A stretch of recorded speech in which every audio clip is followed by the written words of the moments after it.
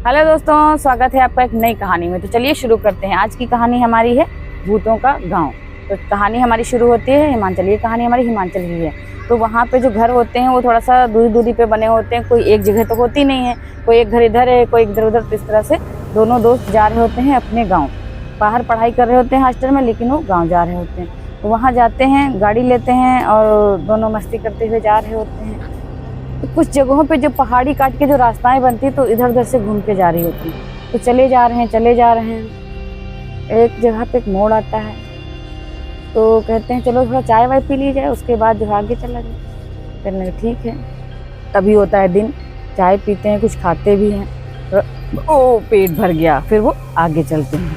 तो लग रहा है मेरा पेट ज़्यादा भर गया है। एक दोस्त कह रहा, सुधीर और दिलीप दोनों चले जा रहे हैं। फिर जब पेट भर गया तो आराम से कह रहे मुझे नींद आ रही। कह रहे नींद कुछ नहीं, सोना नहीं है, आगे बस ऐसे चलते जाना है। इस तरह से वो धीरे धीरे करके आगे पहुंचते हैं। जब पहुंचते हैं तो वहाँ पे शाम होने लगती है। जब शाम होती है उनको गाँव तो ढूंढने मिलता नहीं है अभी, क्योंकि अभी इतने दिनों के बाद जा रहे हैं। जब ज़्यादा दिनों के बाद जाते हैं घर तो कुछ अब पहाड़ी क्षेत्र है, कहीं इधर ढलान पे कुछ गिरा तो थोड़ा सा चेंज भी हो जाता है। कभी कभी हो सकता है कोई वैसी चीज़ें होती है जैसे आंधी वगैरह ज़्यादा आई तो पेड़ भी गिर जाते हैं। तो उनको रास्ता भी नहीं समझ आ रही थी। फिर धीरे धीरे होते वो आगे और बढ़ जाते हैं। जब आगे और बढ़ जाते हैं तो और ज़्यादा शाम गहरा जाती है। फिर वो रास्ता भटक जाती है। उनको एक साइड से जो मेन रास्ता रोड होती है उससे थोड़ा सा कटा हुआ एक रास्ता पड़ता है। तो उसी गाँव में मतलब वो सोचते हैं शायद ये गांव थोड़ा सी रोशनी दिखाई पड़ती है, क्योंकि रोशनी तो आगे होती नहीं है जब शाम ज़्यादा हो गई। और पेड़ों की वजह से इधर भी सन्नाटा इधर भी सन्नाटा, साए साए हो रहा है। ऊपर से वो सियार वगैरह, वहाँ तो और भी ज़्यादा छोटे बड़े जानवर होते हैं, जंगल टाइप का होता है जहाँ पे घर नहीं होते हैं। पहाड़ी क्षेत्र रुका हुआ है, हर थोड़ी दूरी पे लग रहा है कि अंधेरा, थोड़ी दूरी पे अंधेरा। तो क्या करते हैं वो कच्ची पगडंडी टाइप की होती है, उधर वो अपनी गाड़ी चला देते हैं। जब चल देते हैं धीरे धीरे करके, तो वहाँ पे एक जगह पे उनको गांव जैसा नजर आता है। लेकिन ये क्या, रात हुई पड़ी है इतनी ज़्यादा। वो रात क्योंकि हो गई थी और वहाँ पे जो है देख रहे हैं सब दिन जैसा काम कर रहे हैं। कि ऐसा कैसे हो सकता है, इतना देर, कोई 10 साढ़े 10 बजा हुआ है। वो चले जा रहे हैं, तब तक एक लड़की आती छम छम छम करती हुई, मटकी लिए हाथ में, जैसे लग रहा है वो पानी भरने जा रही है। उन लोगों के पास आकर के खड़ी हो जाती है, ऐसे बड़ा मुस्कुराती है। तो वो उनसे कहते हैं क्यों भाई, इधर यहाँ कहीं रुकने का स्थान मिलेगा, हम लोगों को आगे गांव में जाना है। ये गांव क्या है? तो फिर तुमको नहीं पता ये गांव क्या है? वो कहती है लड़की तुमको नहीं पता है? तो फिर वो कहता नहीं मुझे नहीं पता है। वो लड़की बहुत खूबसूरत होती है। तो जो आगे दिलीप बैठा होता गाड़ी चला रहा होता है, वो पीछे उसको कोनी मारता है, सुधीर को तुम इससे बहुत बातें कर रहे हो, चुप करके नहीं मुझे बात करना, मुझे ये लड़की अच्छी लग रही है। कि अच्छा तुम्हें अच्छी लग रही है? धीरे से कान में फुसफुसाता है, चुप करो मुझे बात करने दो। इस तरह से वो बात करते करते थोड़ी देर तक उसको इधर उधर की बातें बता। तो कहती मुझे जो है रुकना है। तो कहते तुम्हें नहीं पता यहाँ जो है रुकने का ये गांव है बाबूजी, यहाँ सब रुकते नहीं है रेस्टोरेंट या उसे, तुम अगर गांव में कभी रहे हो तो तुम जानो, तुम्हारे गाँव शहर में ये होता होगा, यहाँ सब चौपाल लगती है, ऐसे ही सब बैठ के रात गुजार देते हैं। वो देखो वहाँ पे चाय मिलती है, वहाँ चाय पियो जा करके और आराम से बातचीत करो। इधर अगर जाना है तो इधर जाओ, नहीं तो इधर जाओ। इस तरह से वो इशारा ऐसे करती है और वो चली जाती है वहाँ से। और सुधीर को जो पीछे होता कहता है ये लड़की मुझे बहुत पसंद है, मैं तो इससे दोस्ती करूँगा पक्का, आज रात में यहीं रुकूंगा और कल मैं इससे फिर बात करूँगा। फिर वो लड़की तो चली गई, लेकिन दोनों दोस्त क्या करते हैं, गाड़ी आगे लगाते हैं और देखते हैं कुछ लोग बैठे वहाँ पे चाय पी रहे हैं। ढाबा टाइप बना हुआ है, ढाबा क्या घर ही था, थोड़ा सा बरामदा टाइप का। वहाँ पे इधर कुर्सी मेज पड़ी, उधर कुर्सी मेज पड़ी और बढ़िया एक लोग चाय बना रहे हैं। तो उसने देखा कि 5-6 लोग बैठे भी हैं, चाय भी पी रहे हैं और एक जना चाय बना रहा है। इधर सब सामान रखा हुआ, मतलब जो भी चाय के साथ लोग खाते पीते हैं, नमकीन वगैरह। तो वो जा करके दोनों सुधीर और दिलीप बैठ जाते हैं कुर्सी पे। जब दोनों बैठ गए, फिर एक मेज उसके सामने लगी है, एक जग रखा हुआ। उसने क्या किया, मुँह धोया। उसको जो गाड़ी चला रहा था उसको थोड़ा ज़्यादा झपकी आ रही थी, तो उसने अपना मुँह धोया। तो उसको जब मुँह धोया उसने, तो ऐसे जब पोंछने लगा तो उसको अजीब सा लगा कि ये क्या है। तो जब उसको अजीब सा लगा, लेकिन उसने सुधीर को धीरे से फुसफुसाया भी, देख तो यहाँ की कोई चीज़ इस्तेमाल मत करना, मुझे कुछ गड़बड़ लग रही है। उसने कहा क्यों? जब क्यों कहा तो उसने ज़्यादा बहस नहीं करी, बताया धीरे से, लेकिन वो समझ नहीं पाया और बैठा रहा वहीं पे। फिर उसने ऐसे ही देखा इधर उधर कि अरे ये तो बहुत वीराना लग रहा है। अभी वो लड़की ऐसे जा रही थी तो लग रहा था बहुत सारे लोग इधर भी सब घूम रहे थे लग रहे हैं, और इधर वीराना लग रहा है। तो उसके मन में कुछ शंका आ गई शंका आ गई, लेकिन उसने अपने मन को बेचैनी जो हो रही थी उसको ऐसे थोड़ा सा तो संतुष्टि टाइप का लगा।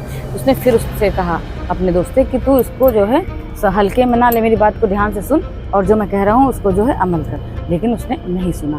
फिर तब तक वो चाय बना के रखने वाला था ट्रे में, जो चाय बना रहा था बंदा, और इधर जो 4-5 लोग बैठे थे वो कहने लगे बाबूजी आप लोग थक गए हैं, देखिए जाड़ा बहुत हो रहा है, इधर अलाव जल रहा है, आओ इधर बैठ के हाथ सेक लो।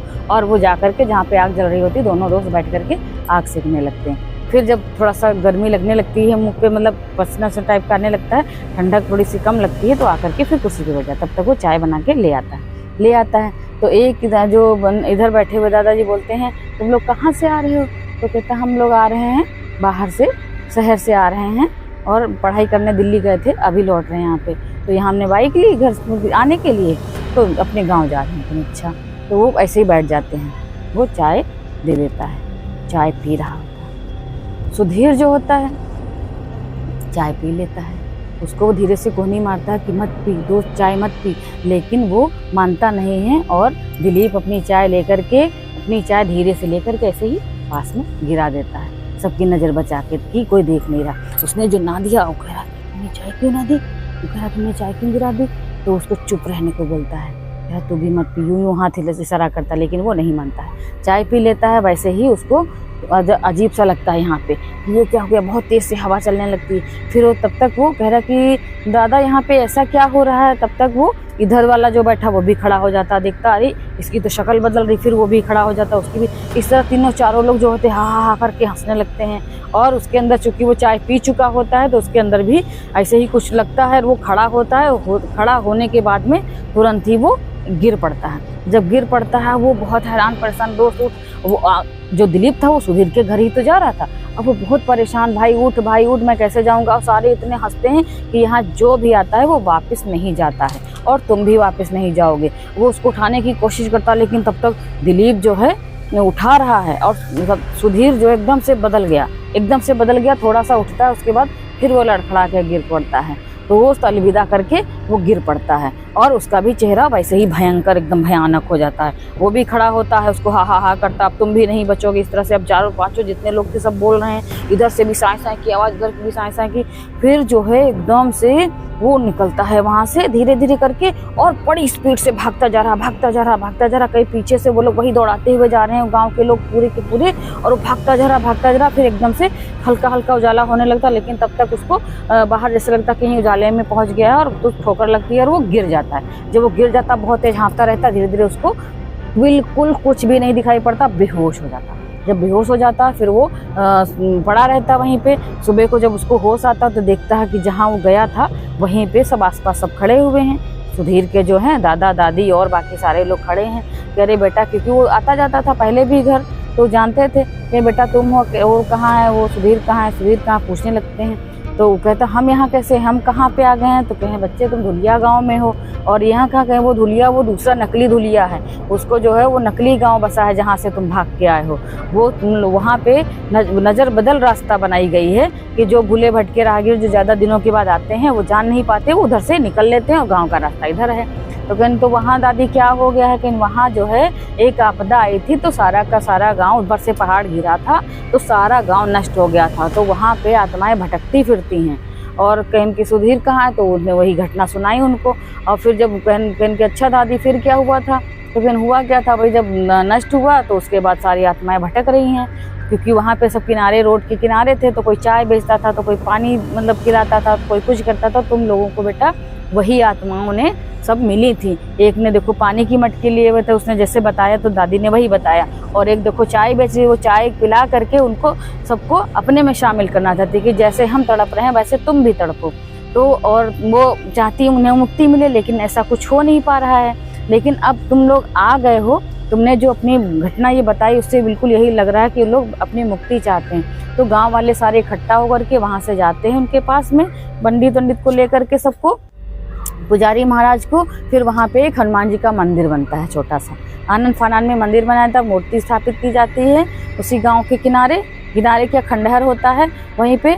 पूरे टूटे फूटे घर होते हैं और खूब भजन कीर्तन किए जाते हैं, मंत्रोच्चारण से पंडित जी सबको जो है बहुत बड़ा यज्ञ किया जाता है। फिर सारी आत्माएं आसपास आती हैं और वो भी वहीं पे बैठ जाती हैं। जब हनुमान जी का जो है पाठ किया जाता है, बहुत बढ़िया कि सुंदरकांड किया गया, पाठ किया गया, हनुमान चालीसा पढ़ी गई, उसके बाद वहाँ पे बिल्कुल भी शांति छा गई, कुछ भी ऐसा नहीं था। फिर वो उसका मन नहीं मानता, दूसरे दिन फिर वो जा करके देखता है जब पूजा पाठ खत्म हो जाता है। तो जब वहाँ देखते हैं जा करके, थोड़ा सा उसको लगता है कि अभी तो शांति लग रही है लेकिन आगे फिर कहीं कुछ ना हो, तो वो लोग सोचते हैं सभी लोग मिल करके कि मंदिर में एक पुजारी जी को नियुक्त कर दिया जाए, ताकि वहाँ पे रोज पाठ होता रहेगा और समय समय पर यज्ञ पूजा हवन होगा। तो उससे जो है वहाँ पे जितनी भी बुरी आत्माएं हैं उनको मुक्ति भी मिल जाएगी, और कोई जो बुरी आत्मा होगी भी, अनकेस आती भी है, तो वो जो है आने की कोशिश नहीं करेगी, किसी को परेशान नहीं करेगी।